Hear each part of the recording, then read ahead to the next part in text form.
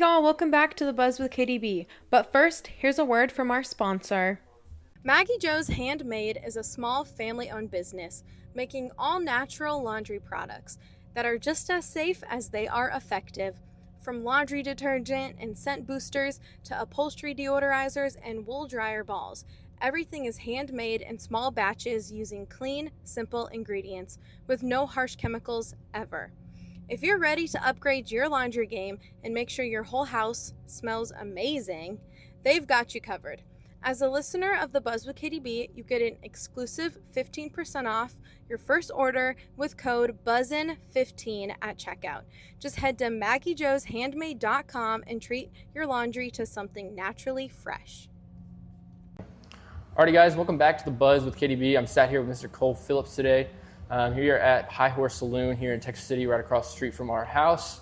Good local venue over here, and great people brought in all the time.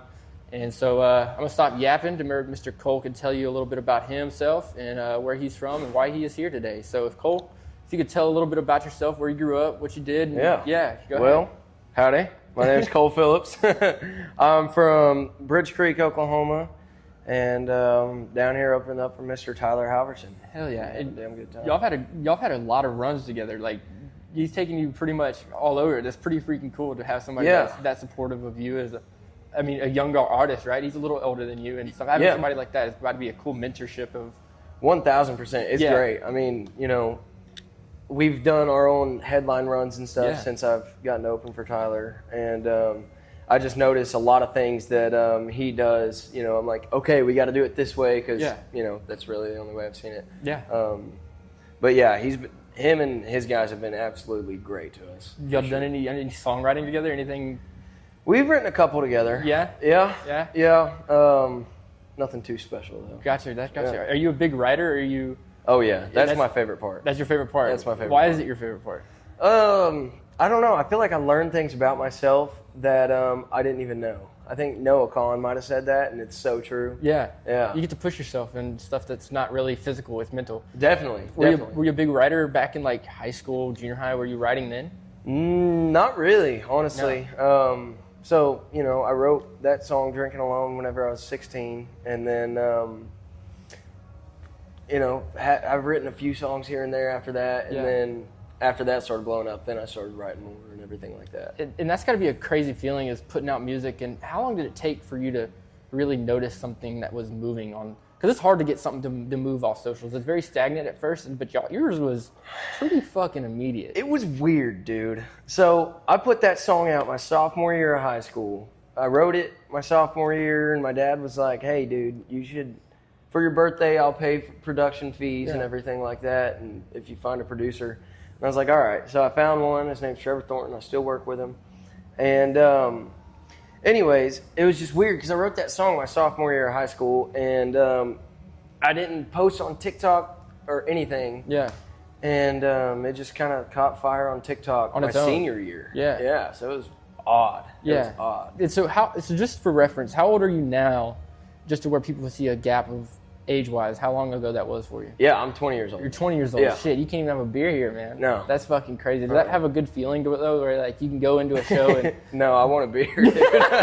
No. We'll get you a beer or something after. But no, that's got to be cool, though, to where you could... I mean, I would like to be, if I were a musician, like I would like to go into a place with a clean headspace and no influence. Like I know people would offer me a beer because you are that musician, and there's probably multiple gigs that people are like, hey, come get a bucket of beer, and that's your pay for the night. But yeah, for sure. But yeah, it's got to be cool to be under the age to get into the bar you're playing at. No, it is really sick. Yeah. And like just getting to start my career super young, Yeah. Like I hit the road last December with Tyler, the first time I ever hit the road, and it was just cool. I'm like 19 years old, living so many people's dream, and it's sick, Yeah, and, so.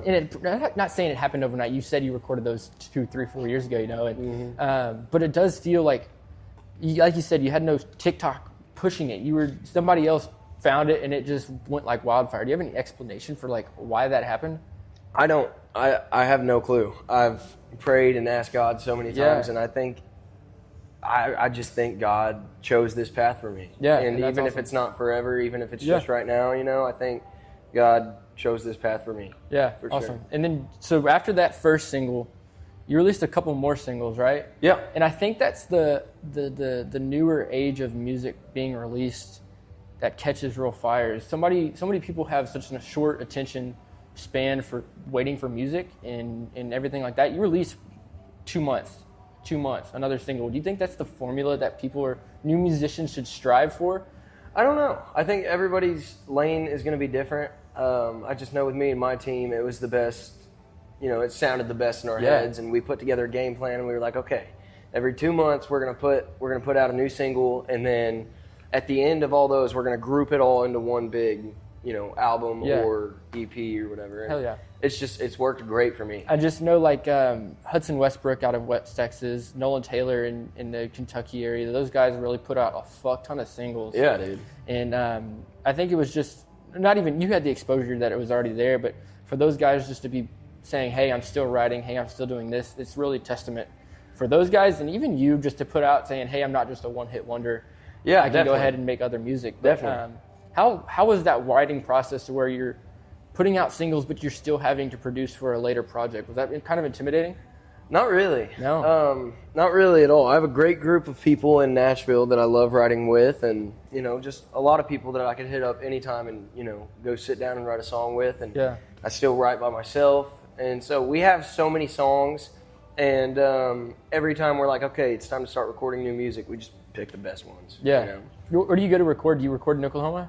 No, we record in Blackbird, Nashville. Gotcha. Yeah. Do you like that kind of setting? Is a lot different than probably when you recorded your first one, and a little bit more professional, and it's probably nice and treaty, huh? Yeah, definitely. Yeah. It's a lot different for sure.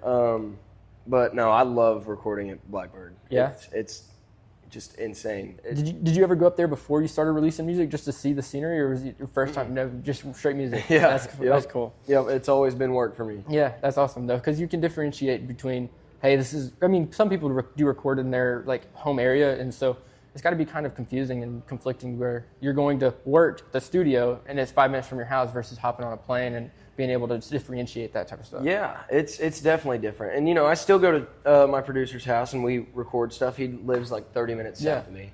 So I still go over there and we'll record stuff, and it's a different vibe in the sense that it's not so serious, which is great. That's sometimes. more demo type stuff. Yeah, so West Texas, a song that I recently put out, was recorded there at Trevor's house, and it's just a fun, goofy vibe. And so you didn't go back to Nashville to record that? No, not West. So that was not fully that produced. Specific song. Gotcha. That was fully produced at his house. That's crazy, because a lot of people will go ahead and record demos, not saying they have the budget to, and then finally go, and some people will even play it live on a sound check and everything, and that'll be their considered demo. But I would assume just, hey, down the road, you go record a demo where you can get back out to the show. But see, that's what it was cool. supposed to be. Yeah. It was supposed to be just a demo, and then I was like, golly, dude, I absolutely love this. Yeah, and it's raw. Yeah, it fits the song so well. Yeah. It's somehow the exact vision that I saw for the song in my head. So I was like, let's put this fucker out. You ever been to West Texas? Yeah. Yeah. Oh, yeah. What'd you do in West Texas? I played Cotton Fest. Oh, I'm saying, did you ever work in West Texas? Hell no. Gotcha. No. Yeah, but Cotton Fest was sick. That's a good festival that William Clark Green's got, and yeah, he's a great guy. I don't know if you know a lot about the under Texas scene and the really small guys out in San Marcos. But Randy just brought a lot of those guys on stage at the last one, and dude, that was really cool to see because there's so much Texas music, and even Oklahoma, but we're more Texas focused and oriented. And for sure. There's so much shit that we can help produce here, and of course Oklahoma falls in the same scene, but it was really cool to see the respect that those big guys have for the younger crowd. 1,000%. And you've probably seen that your own self, and even touring with Josh McGoy and some of those shows. He's an older guy from Oklahoma that can definitely show you some ropes. 1,000%. And that's pretty cool to be able to do that and really get the homage to people that came before you, and that's pretty cool to see. It's great. It is a great feeling for sure. So I want to ask you specifically about how you got into music. Was it big in your house? Was it something you really listened to, or no? So there's this newspaper article that my little brother turned in what he wanted for Christmas to my teacher, and she put it in our town newspaper or whatever. And he was 3 years old, and I was 6, and he didn't even say what he wanted for Christmas. He just goes, "My brother wants a rock and roll electric guitar." That's sick. So I picked it up on and off until I was about until I was about, 15. Then I got me an acoustic guitar. My mom got me one for Christmas, and I just fell in love with it and started playing it all day, every day, and watching YouTube videos and whatnot. Yeah. And then I was listening to like Zach Bryan and Cody Jinks and all those folks, and I was like, you know what? I think I could write a song. Yeah. And so that's where that came from. Like I've got no musical skills. Like this is the peak of my music. Like I used to go thrift, like that shirt right there. I can tell you the exact brand and everything, and that's like late '90s, early 2000s Wrangler shirt. Like I used to go thrift Wrangler shirts, and I'd flip them, and I used to dress Charles Wesley Godwin a little bit, and so that was like my peak of like music. Like I didn't want to touch it with an instrument or anything, and Katie brought me to do this shit, and here we are with that. But I think it's really cool that the different fields that you can, if you have nobody in your family that does it, you can still find a path to it, and just getting the right people around you that really support what you do. And 1,000%. I think it's a beautiful thing to have. And I want to talk about also, you've got a festival coming up. You probably LGT already happened, right? Three months ago. What's that? LGT? LGT. Yeah, it was a blast. I was you played that as well, but you've got B&R coming up, and this is probably Oklahoma's grandest festival. Yep. I would say. I'd put it up there with. I'd put that and Calf Fry up there. Yeah, Calf Fry and B&R, both beautiful festivals. It's our first time. Katie's second time back up there. But is this your first time being at B&R? My first time. You never went? I never went as a kid or anything. Really? That's awesome. So it's got to be pretty cool. Are you gonna have like a homecoming? Like all your family's gonna be there and stuff?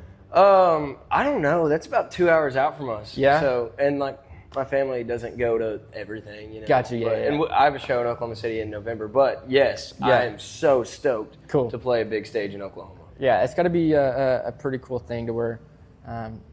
There's all the people that come to a festival, they're not specifically there for you, but they'll stay around and listen. And that's a good thing to have a lot of new ears. And it's got a killer lineup this year, man. It's got to be I'm so excited. Fucking hilarious and fun. It's going to be, B&R is one of those places that, I don't know if you know the camping that goes on outside of B&R. Yeah. You heard the stories? Yeah. Everybody's drunk as shit. And and that's my favorite thing. Like, I love LJT because, I got an early slot there, and there was just so many beer drinkers, and beer drinkers are my favorite. Oh, the older crowd. Yeah. Hell yeah. Yep.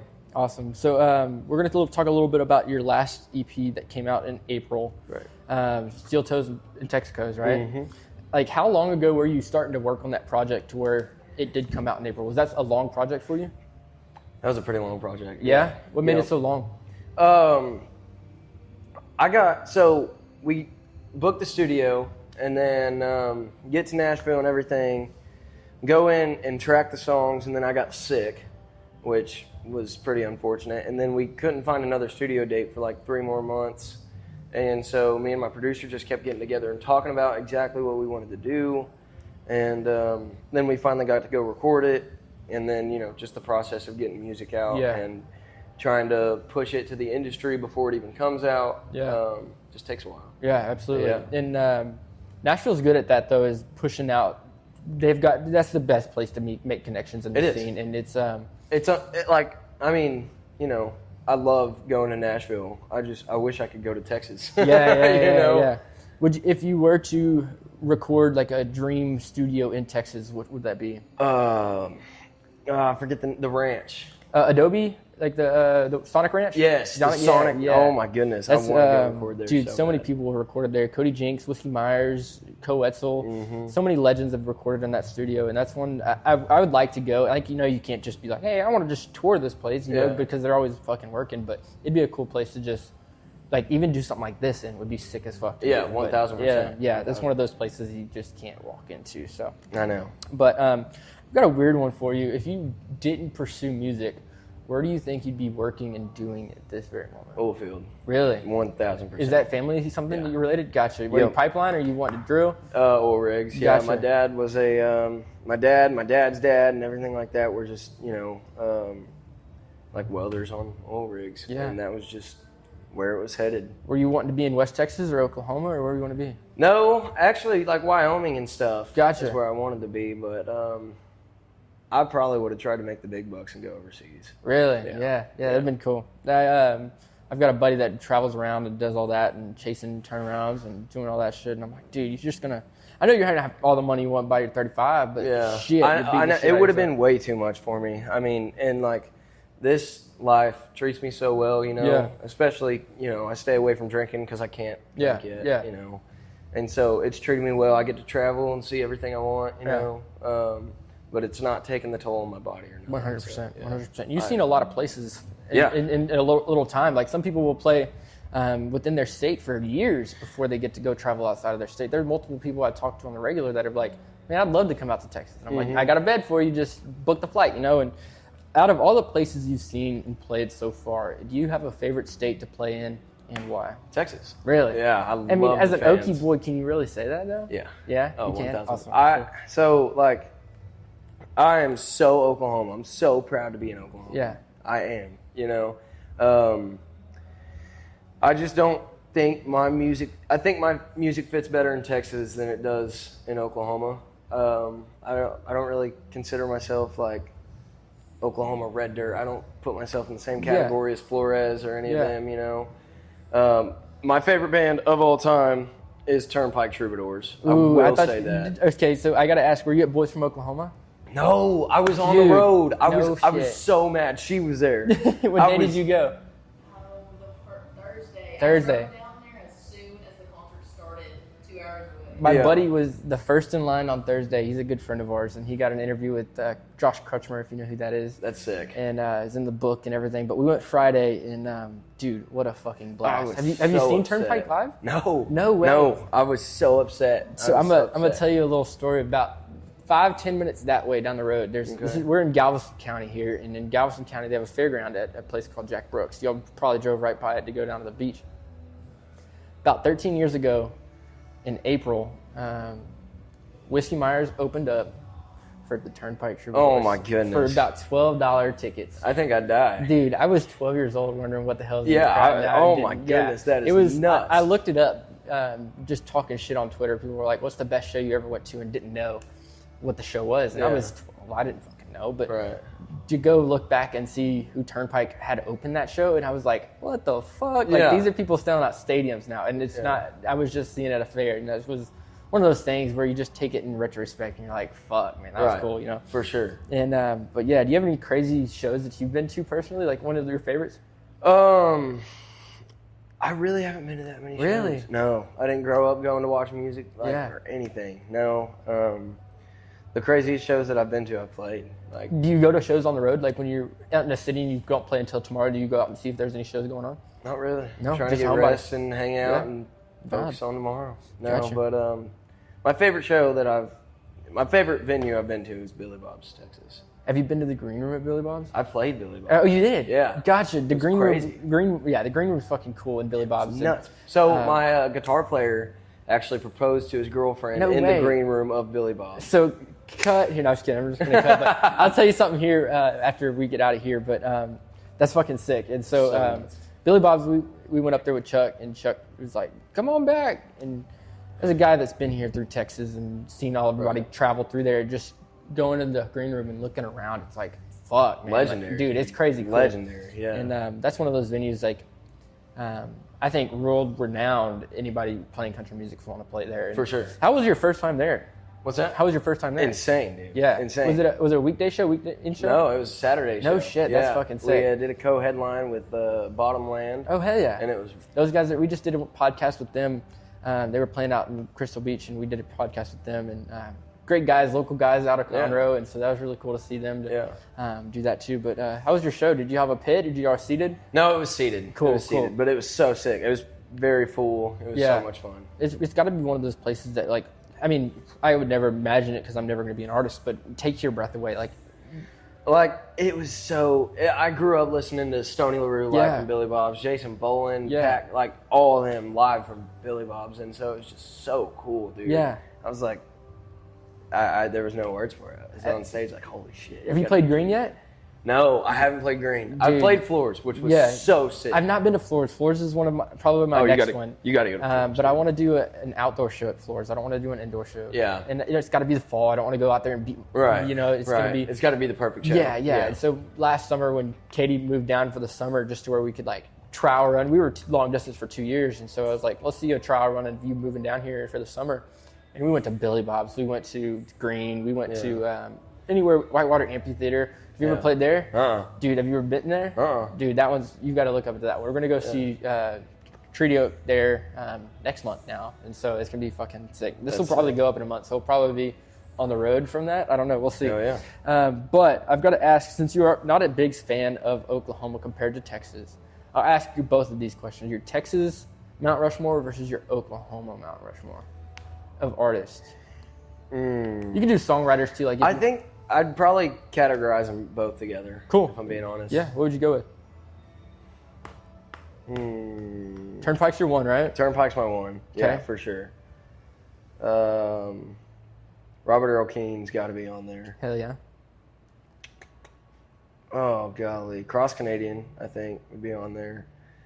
And, golly, there's so many. Dude, it is. It's hard to narrow to four. It is. I'd probably go Jason Boland or Stoney LaRue. Maybe, probably Jason Boland. Jason Boland, we saw him here before, and that dude's fucking killer. I got to open up for him, and it was so crazy. Yeah, dude. So sick. Him and Cody Canada. Cody, so speaking of both those guys, I'm a big vinyl guy. Are you a physical media? Have you ever collected any physical media? A little bit. I take whatever's given to me. Cool. Sure. And so Cody was playing in Houston, and I got one of the Departed vinyls, and I was like, hey, this is like one of my childhood years. I'm talking to the bouncers. We're all watching the UFC fights, and I was like, if I just dip, just watch my phone. Like, that's all I care about. And so Cody was like, all right, y'all have a good night. Went back to like the green room and didn't go back to the van. And so I'm sitting out there by the van. I'm like, hey, can you just sign this? And he's like, yeah, bro. Gives me a pic, and I'm like, holy shit. Like, that's crazy. It's cool. One of the coolest things. And I just saw him 2 months ago at Boone Pickens. And then my buddy Parker Ryan opened up for Jason Boland. And I was talking to the merch guy all night, and I was selling merch for Parker. And he was like, you want a vinyl? And I was like, take one. And he's like, I'll get it signed for you. And I'm like, dude, that's fucking killer. Yeah, so that's one of those cool things that's just like, very like, I never get rid of it. Like, you know, it's like one of those things that I enjoy. And so, got to ask you another one. Would you ever record a live album? Anything interest you like that? Or would you want to? Yeah, I want to do a couple. I want to do Billy Bob's for sure. Like, it's been on my goals list forever. Is Billy Bob's more of a want than Kane's for you? Kane's is on there as well. Okay, cool. Like Billy Bob's, Kane's, and I'm blanking. Green? No. Too small of a room, huh? Colorado. What is Colorado? It? Grizzly Rose. No. Red Rocks. Yeah. Gotcha. Yes. I was thinking, how big of a venue do you want? But yeah, Red Rocks is. Yeah, I mean, if I like, but I have to sell it out. Yeah. I have to. Yeah, it has to be sold out live at Billy Bob's. Yeah. You know, whatever. Yeah, for sure. And that's a good room to. The acoustics would be like all the live albums you've listened to and growing up, and David Allan Coe and Stoney and everybody that played through there. It's got to be legendary. So it may never happen, but I mean, it's better to dream big than not to dream at all. So that's what I'm saying. Yeah, I mean, if I get it, I get it. If I don't, I mean, you're here because of a dream. So you know, what the fuck's the point? You know, literally. So I've got another one for you. Would you, if you had to do a cover album of just give me like, or an EP, give me like 3 or 4 songs you'd like to cover, like that are your childhood and says who you really are. Okay. Pay No Rent.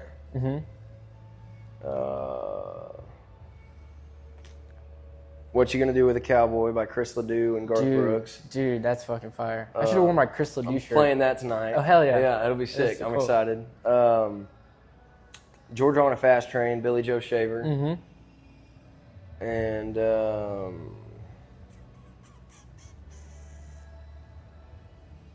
that may be it. Yeah, that's fun. That's fun. That may be it. That's funny you mentioned Chris Ledoux. I've got I'm like big into, like I was telling you, old shit, and like who the fuck's wearing Neil McCoy? You know?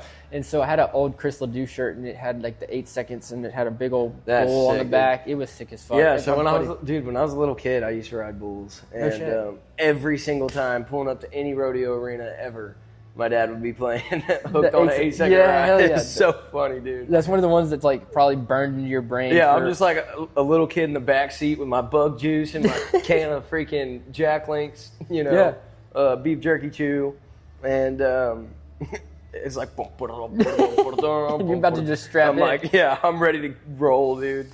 That's funny as shit. Talk a little bit. You went to the beach today, and we were just talking about this before, but Okie Dude takes on Galveston. Was that the right move?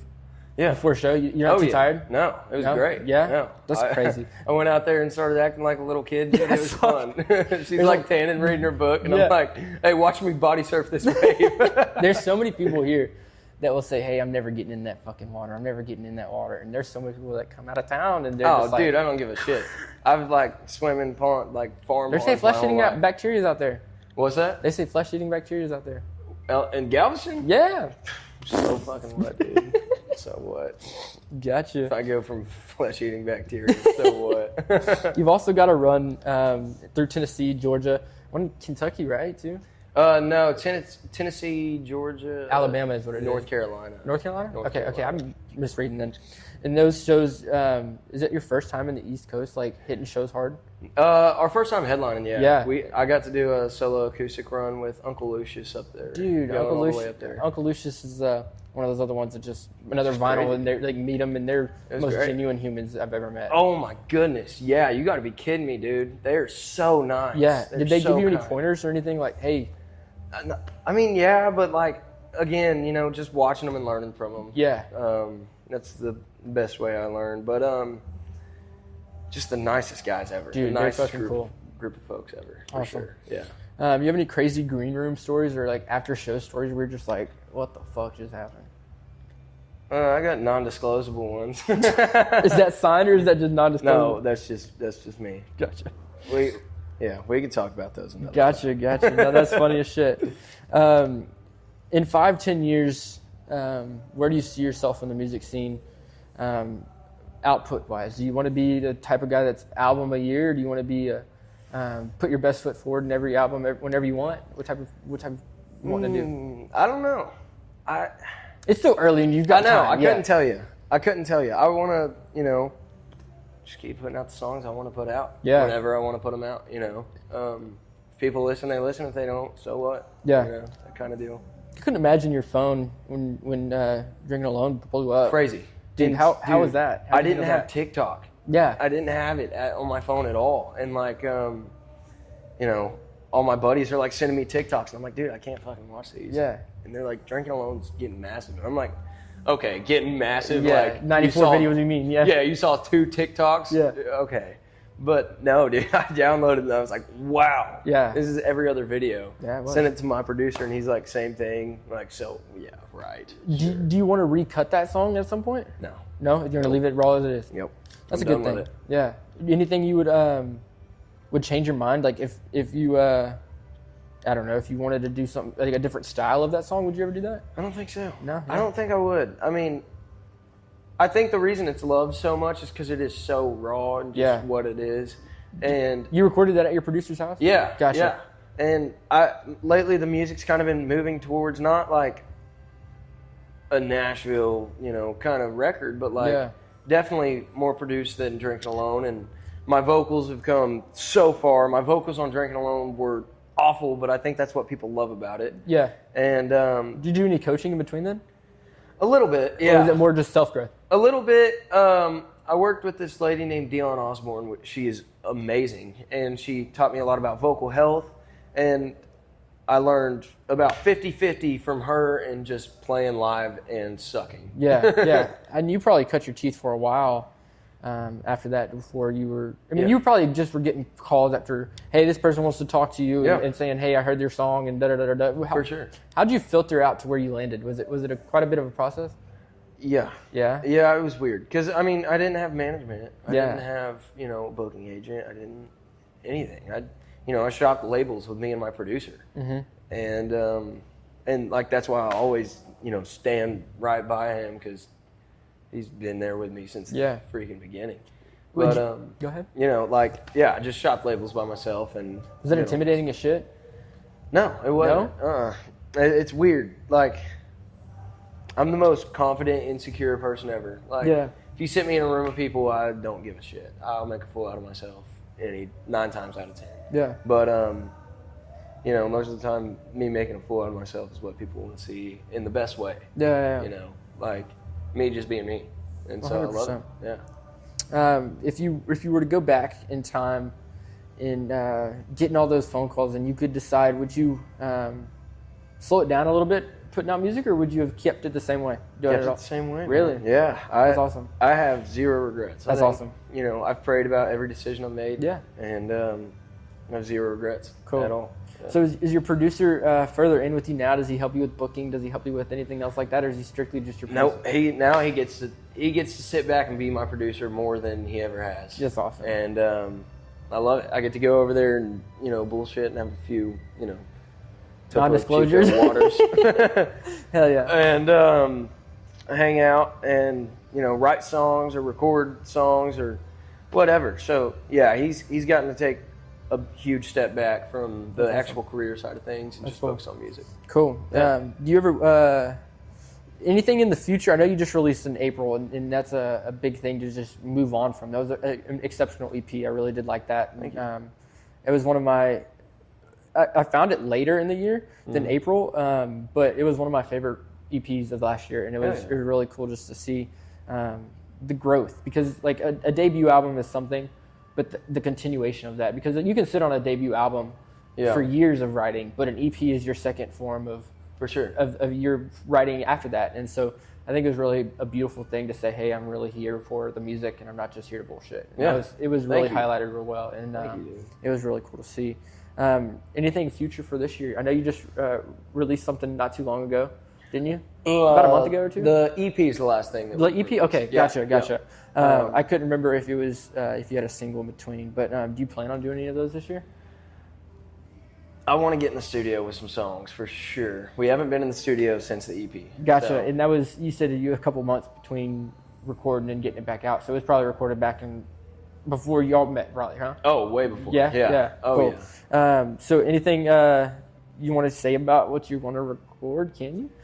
Yeah, I can. I mean, there's 4 songs specifically, 4 or 5 songs that I really just want to get recorded and get out to everybody. To just be able to solo listen. writes, co-writes, any of those?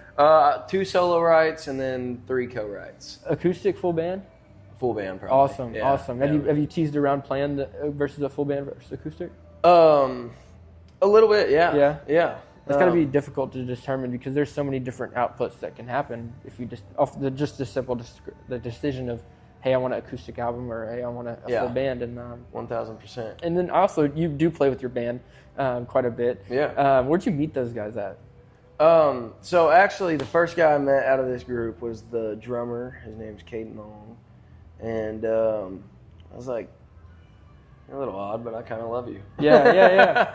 And so now he's my tour manager and everything. But he's like, all right, I've got so many friends in music. Like, he grew up in Prosper and played music, and just has so many friends, that play music. So he kind of picked out my band, and he's the band leader. And we practice all the time. Yeah. They get so mad at me because I love practicing and just making sure everything's perfect. For sure. Yeah. But we all live in Norman. It's really sick. Yeah. Actually, cool. My new guitar player lives in Stillwater. Gotcha. But I mean, that's rivals there, but really I mean, we're close enough together, though. It's Yeah. So, speaking of having somebody that does that for you, did that take a big load off for you to? Yes. Because you were probably doing this all by yourself for a little bit. Yeah, and, for sure. And the first time you do anything, it's going to be the most stressful because you don't know anything about it. Yeah. So having Caden there to help me, find. And he's already stepped his foot into previous projects, right? Or is this his first? No, this is his no, first. Really? Yeah. That's cool. For sure. Just having Caden there to help me out and find a band has been absolutely insane. Yeah. And then, is it weird to go play these acoustic shows and your homeboys aren't? Great. Really? Great. It's a different vibe, but I don't have to worry about anything. It's obviously cheaper. Yeah.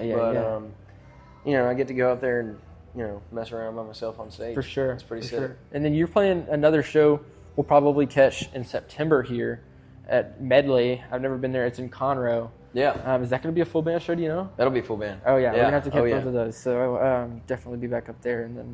They're just 2 different vibes, Yeah, acoustic, I talk a lot more, and just don't know what to say sometimes. Yeah. But full band, we jam out, dude. It's okay. fun. Have you rehearsed the practicing in between songs? Like when you were getting out on the road and it was just you, did you have to sit down and hey, this is my bullshit talk? Yes. Yeah? How hard was that? 1000%. Is this another form of writing for real? You have to... well, a little bit.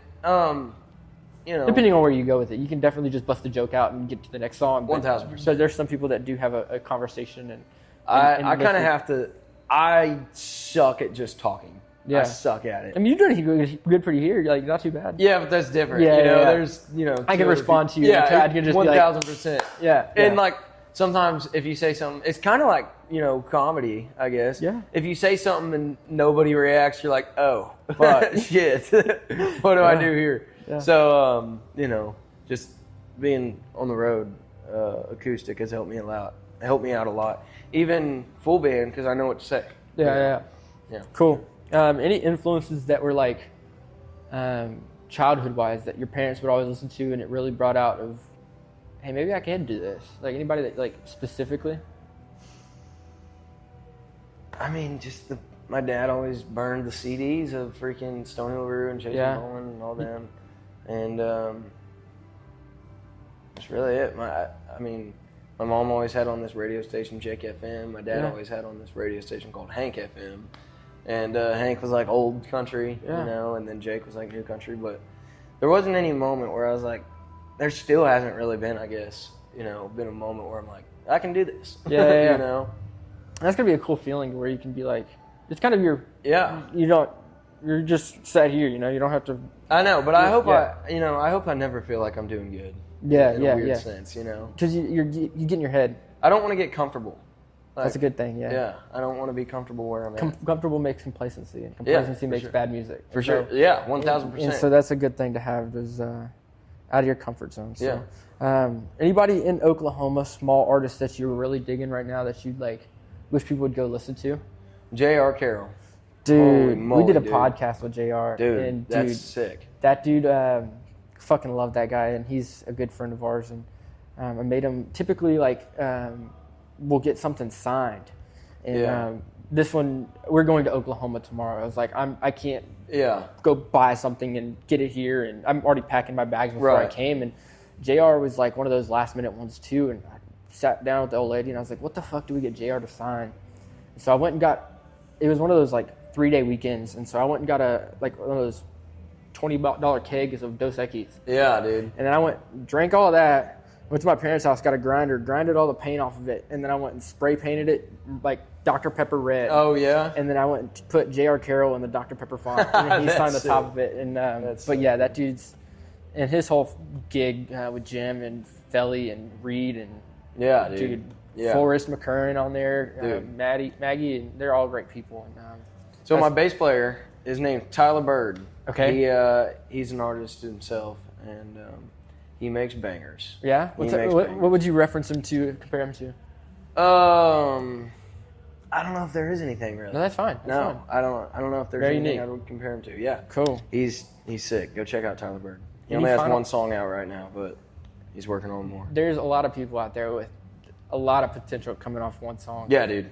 You had a lot of potential with one song, and everybody took it like wildfire. And so, and that's a beautiful thing, is when people can go find somebody that doesn't have a big resume and still make a diamond out of molehill. You know what I mean? Yeah. And so it's pretty cool to see. But any final messages you got? Anything you want to shout out? Anything important to you? And just thanks for having me, dude. No, I appreciate it. Thank you, brother. And this is the episode of Mr. Cole Phillips here at the wonderful High Horse Saloon here in Texas City. And that was that. Thank y'all so much for listening. Peace out.